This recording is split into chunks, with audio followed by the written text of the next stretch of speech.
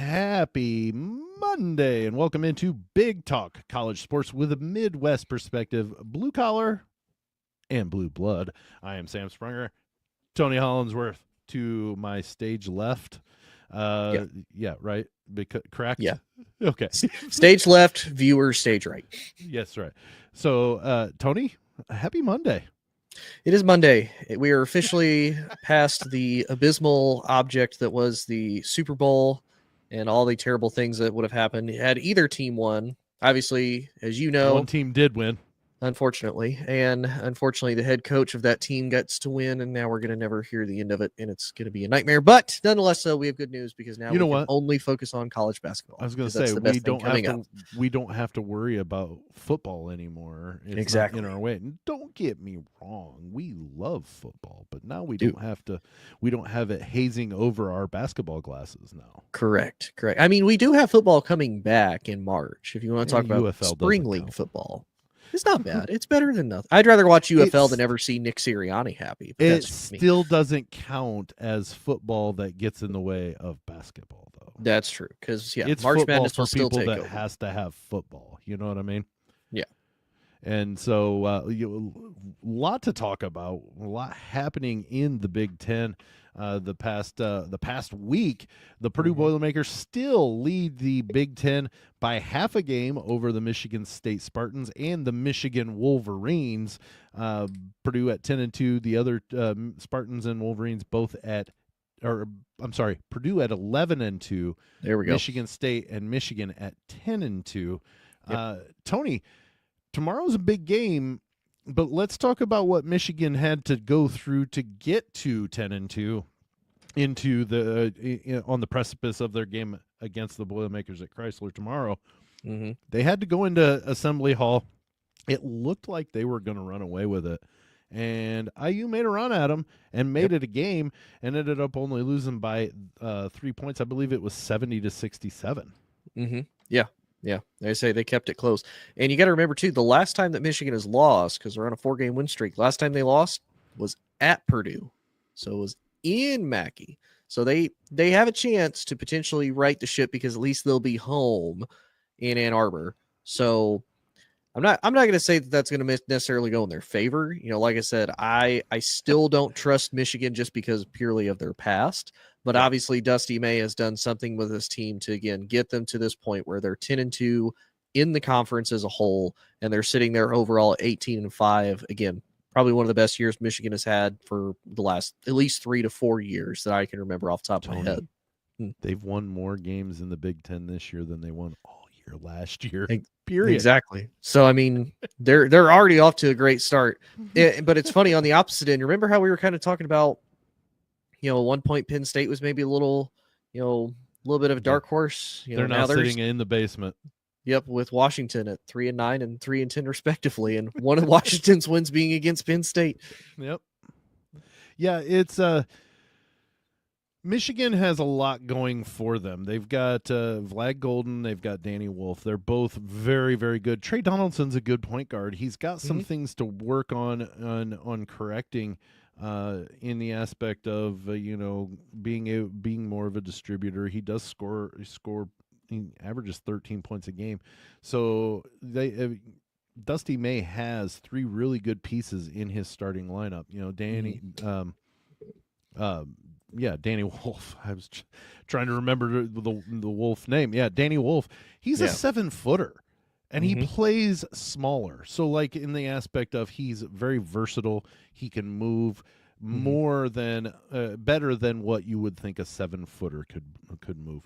And then you have Vlad Golden, who was on that FAU team that Dusty May went to the Final Four with, and he was an intricate part of that offense when he was at FAU.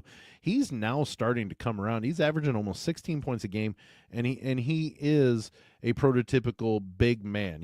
I think he's 7'1". He's a big body. He's a wide body, and he can play really good in the post. He can. Not many people intimidate him in the blocks.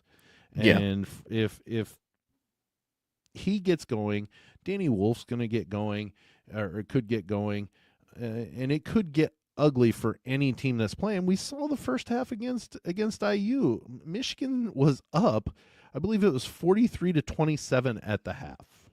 Mm-hmm.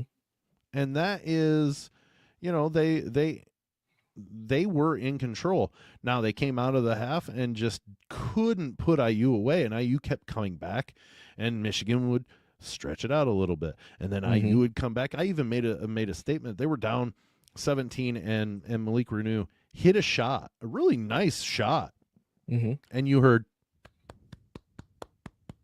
like the crowd was dead.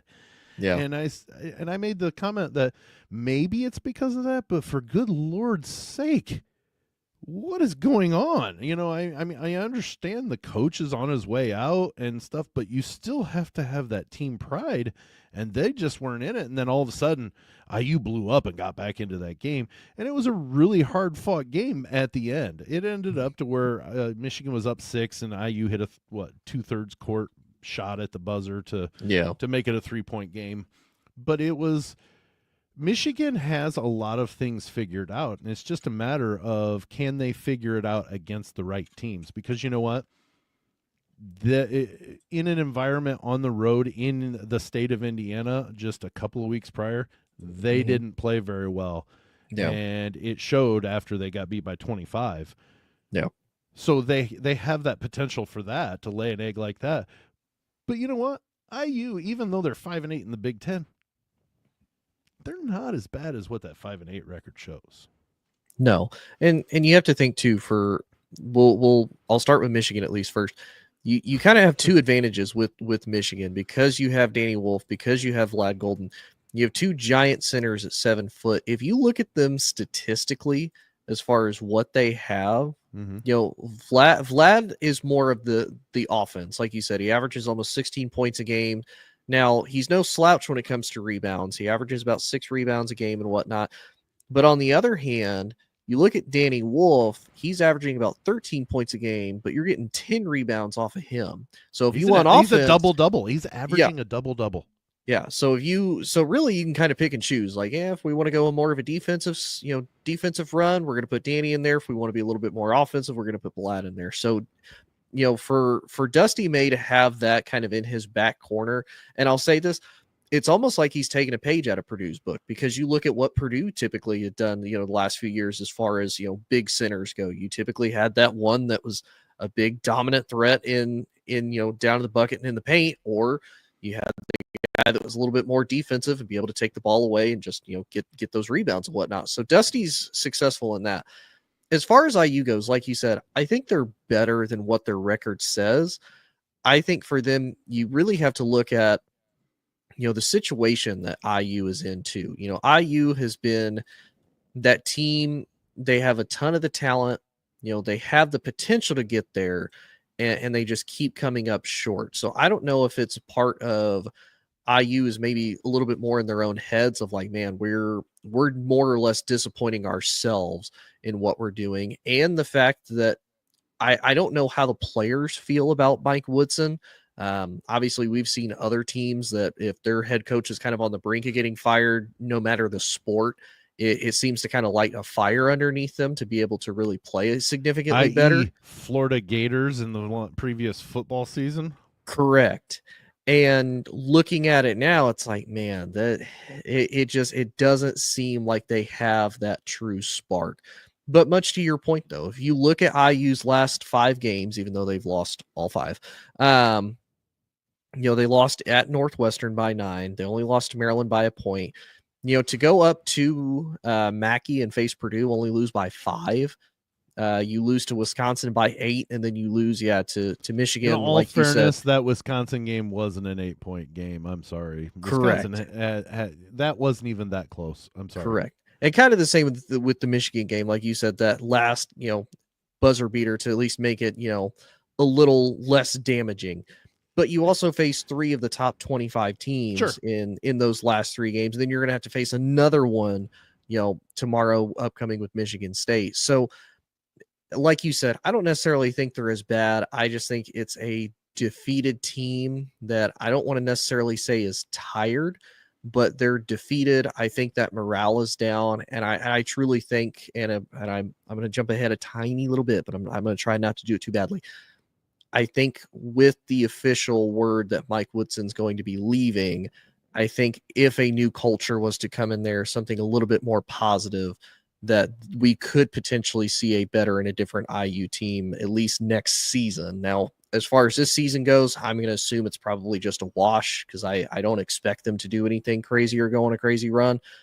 But I do expect them, the future, to at least be a little bit brighter in Bloomington.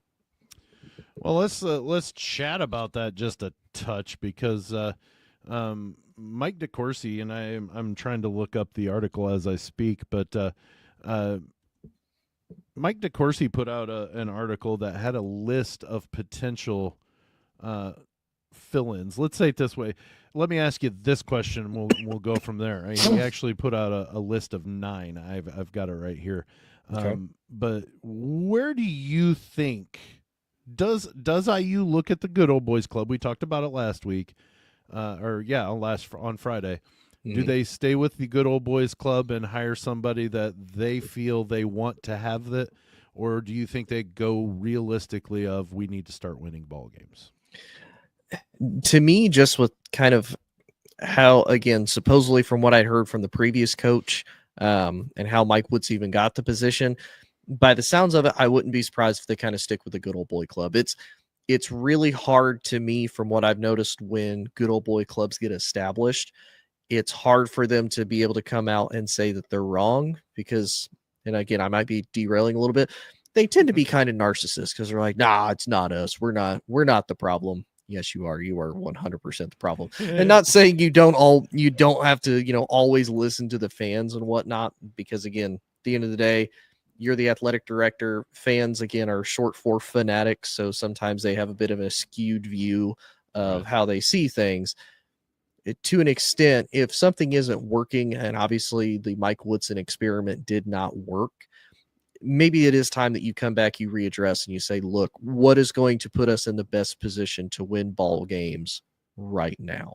And I truly do think, though, I don't know if they'll necessarily go for that option. I think they will probably look more for, maybe if they try to meet in the middle of part of the good old boy, or he at least could become part of the good old boy, but he's still kind of, will put us in a better position than what Mike Woodson did.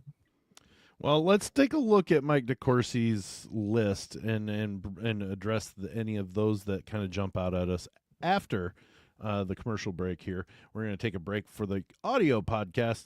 You're listening to Big Talk on the Believe and Lounge Sports Network.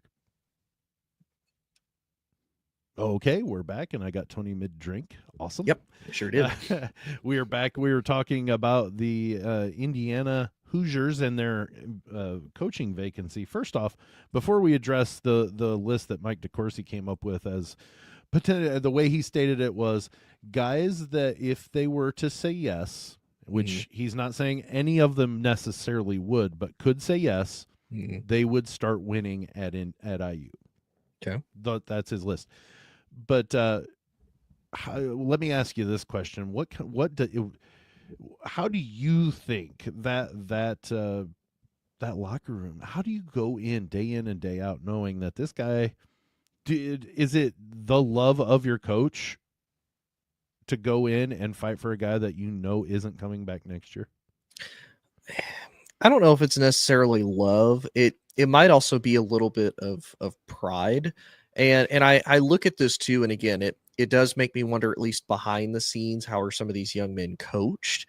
And not saying that just from a Mike Woodson standpoint, but saying that from an overall life perspective of how are they coached? Because if say I'm a parent, or even say I'm an assistant coach, or I'm a teacher, or if even I'm like a good friend to some of these kids, my argument would be, look, even though your boss is quote unquote getting fired, and saying this from personal experience, even though your boss is getting fired, are you as a team and are you individually still doing everything you can to at least succeed?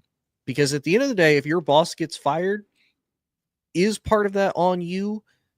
To an extent, yes. But also, is about 60% of that on your boss? 100%. So if if you're looking at this like a regular job, and say your boss gets fired, you're kind of worried, like, what's my job look like? Okay, I need to go out there and at least perform to the best of my abilities, so that way maybe I am job hunting, maybe I'm looking for another job. And for some of these kids, maybe that means I need to go into the transfer portal and I need to try to find somewhere that is potentially going to fit me and fit my situation significantly better than what this is right now. I think that's probably most of it. I think some of it might also just be the fact that they probably love the game. I mean, you have to also think about it. This is a Division I basketball school that has an extremely rich history and tradition. I mean, how many Division I basketball players are there, at least really realistically, throughout the entire world, that come to the United States at minimum to come play, basketball in these universities? There's only a small handful of those. So, I mean, it's kind of one of those too. If you decide to kind of quit and not do that, it's going to be that next man up mentality, and you're forever going to be labeled as that person of, hey, you quit on the team, and then you're going to have a bad rap that follows you. So I do think it's a culmination of things of, you got to do it for kind of love of the game. You got to do it for the job, and you got to do it for the fact that if you don't, you're going to have a lot of negative consequences that follow you as a result of that. But Tony, Mike Woodson retired. He's not fired. Yeah. I mean, even then, I'm just giving you still going. I truly think this was a you need to resign or you will not be brought back. You are going to be dismissed. So there's no proof of that because he's chosen to retire.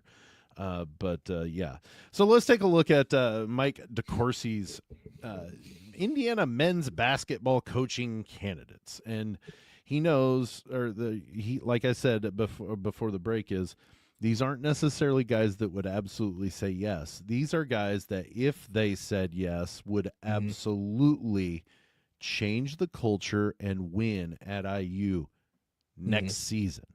Okay. The first one's TJ Otzelberger, golly, from Iowa State. I don't think there's a chance he's going. He's got something going on at Iowa State, and I don't think he's gonna. And they've been so good for so long, and they have been contenders for so long in the Big 12. I don't see a guy who's honest. I'm not going to say necessarily at the top of college basketball, but he's at the top of where he's at. And why would you finally get to that point and then say, you know what? I want to rebuild something completely different now that I finally got to that point in, a program I've already been a part of for a while. That would be insane to me. And Mike even says, whatever clears the fence is a home run. This is a home run if you were to get him. Not saying he's going to take it. The next one is Grant McCasland from Texas Tech. I don't know much about him, but I think the buyout for him and Otzelberger are both kind of maybe a little too high, maybe. Plus, they're kind of doing their own thing. The next one was kind of an interesting thought because of what he's done at the school that he's at now, Tony. Chris Collins, Northwestern. Oh, okay. Collins, it's not going to happen this year more than likely unless they do some sort of an incredible run in the Big Ten tournament. But before this, 2 straight NCAA tournaments, which never had happened before.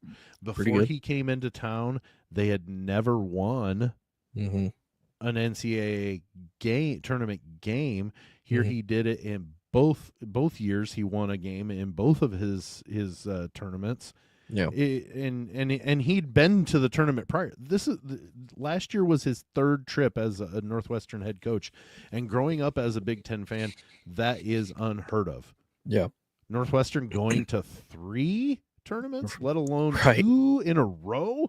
Yeah, I think if Collins were to be pried away from Northwestern and he had the same concept and being able to put better players to that concept, not saying anything about against teams that he's got, but oh my goodness, Chris Collins could be a really good fit in Bloomington if he could get the same reins that he has at Northwestern.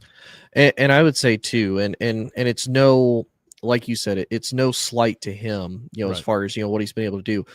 But there's also a difference too. Like if you're doing recruiting for college basketball, of who historically has has more prestige and who honestly probably has more money and more pull when it comes to overall basketball athletics, who historically has been better, Indiana Hoosiers basketball or Northwestern Wildcats for sure. basketball. So it's like, again, it's no slight to Northwestern, and great on him for being able to do that. Like that is massive. But I do think if he was to come to IU, it would potentially be a different story. I think he would have potentially more success than what he's having in Northwestern right now, at least.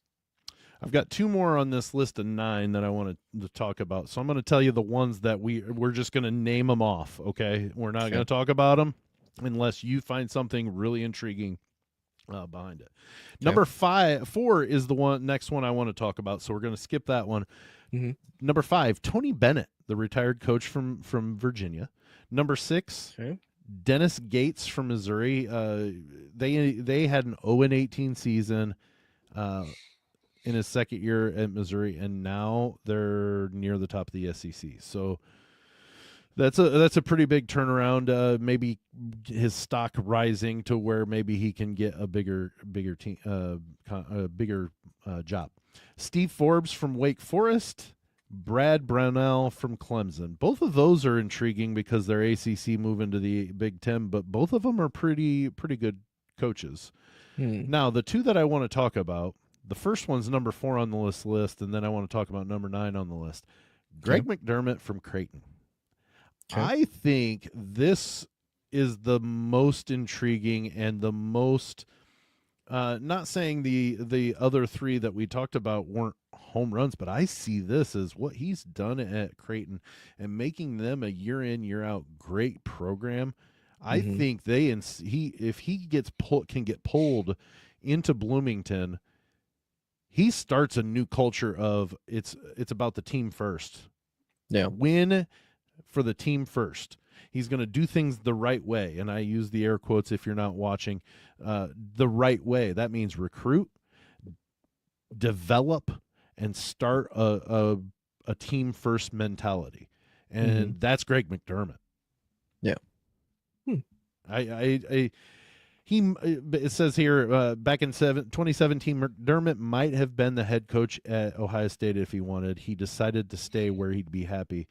That might be his attitude still, but if you can pry him away from Creighton, I don't see how he doesn't turn things around, at least into respectability with IU. I don't see how he doesn't. Okay. I know one that's funny you mentioned it, and it really piqued my interest, and I didn't want to cut you off mid thought when you had it. The fact that Tony Bennett's name is thrown in there, the one you were going to throw out. I was like, wait a minute, what? And I say that because of 2 things. One, it was realistically the same thing as what I would say the head coach for Iowa State. He built Virginia up pretty darn well, and he just won a national title with them not too long ago, just back in 2019. Now, I know overall that can be a long time, especially in sports. You can have a totally different. Your whole program's cycled through, right? But I mean, he was there for 15 years. He won them a national title, and the reason why he quit was, quote, he wasn't suited to navigate the current landscape of college basketball. Which but to a year away may change your mind. Correct. And maybe it is one of those like, okay, let me kind of see what other people are doing. Let me take a break. Because you have to think, being a head coach, you're having to do all this on top of recruiting, on top of trying to win, get your staff established and whatnot. So maybe you're right. But that would just blow my mind. I mean, that would be a solid hire. I mean, he comes with a impressive resume of his own. But that just, I was like, what? The guy that just retired, like out of the blue too, like he retired before, just barely before the season started. Like, oh yeah, hey, we're less than like 2 weeks away. Bye guys. Yep. What? Let's go to the last one on this list before we run out of time. The last one, this is very intriguing because of where he was last year. He's not there now. He's at a different place. It says, and I'll read from Mike's article, it's just 61 miles from Terre Haute to Bloomington. Okay, it's a little longer if one detours past the Gateway Arch. So John Schertz, who went to St. Louis from Indiana State's 32-win season last year and got to the NIT final, the only team ever to be ranked in the top 30 of the net rankings and not make the tournament. He went and took Kareem Abdul-Jabbar. You beat me. I was really hoping I would get to say it. To St. Louis, and you know what? It says here he's a regular guy style along the bench, but a sophisticated approach on the court. Yeah. 32 wins at Terre Haute or at Indiana State. That's an impressive. The Missouri Valley Conference is not a pushover conference, and for him to have that and to be able to cash in, I don't think Josh Schertz would be too bad of a hire. Excuse me, at least to get IU going in the right direction. No, I don't think it'd be bad. I think it would be a tremendous step for him, because then you would show not only did you take a school like Indiana State, who kind of the same thing, historically had a lot of pride. I mean, they had one of the greatest NBA basketball players, at least one of the greatest trash-talking NBA basketball players ever, in Larry Bird. Lethal. I mean, just absolutely lethal. And everybody to this day is like, man, you want to talk about the ultimate trash talker, Larry Bird, because he would absolutely get in your head. And the bad part is he would back it up physically too. But he'd be like, hey, I'm going to shoot left-handed this whole game. You're going to what? Yeah, I'm about to drop 30 on you, and drop 30 with his left hand. But no, I think it would be great. Now, again, it would bring a lot of questions as far as, now he has a different access to his level of recruiting and whatnot, as far as what talent he's able to, amass and can. And not saying that amassing talent isn't a good thing, but we've seen a lot of teams too. Hey, you can recruit really well and you can get all these talented players, but can you make it work in your system, and can you actually be successful and develop them too? So I don't think it would be bad. He would have a ton of support too. I mean, you already had a ton of support just in, the southern part of the state of Indiana. You'd probably get a lot of that support back, plus more, if you were to go to IU. So I wouldn't be necessarily opposed to that hire. I think it would be good for IU too. Again, like you said, if they don't keep him long-term, just to at least establish something a little bit more positive and be able to build up on something post Mike Woodson. Well, it'll be, we've got, like I mentioned on Friday, there's still at least a month and a half before any of this. Actually, it may happen during the tournament, depending on where IU ends up, if they can turn things around and actually make a run to where they can sneak in. I highly doubt that they go to the NIT if they get to that point, because why would you want to go play in the NIT with Mike Woodson, on his way out? If any of these guys are not available for interviews, that might slow things down. If they have a guy on their list that they really want, or it could happen as soon as IU's not playing basketball anymore because they have somebody else in mind. I think Mike DeCourcy gave us a great list to at least start with, and there are some high aims with various ones, but you know what? There's some very attainable ones, and it'll be fun to see where IU goes. But that brings us to the end of today's show. Tony. All right, so you can find us on Facebook at Big Talk. That's B1G Talk. I was waiting for you to give me a little bit more after that, but hey, it's fine. It works. You can also find us on. That's okay. Pointed. You did point, but I wasn't ready. But you can also find us on Instagram, TikToks, and X at B1G_Talk. You can find us twice a week on the All Sports All Plays Network, and you had best believe that Sam is nice enough to upload wherever you get your podcasts at to the Believe podcast and the Lounge Sports Network, which is an umbrella under the Lounge Sports Network. Lounge Media. Yes, that one. All right. Well, thanks everybody for joining us for this episode of Big Talk College Sports with a Midwest Perspective, Blue Collar and Blue Blood. For Tony Hollinsworth, I'm Sam Springer. See you on Friday.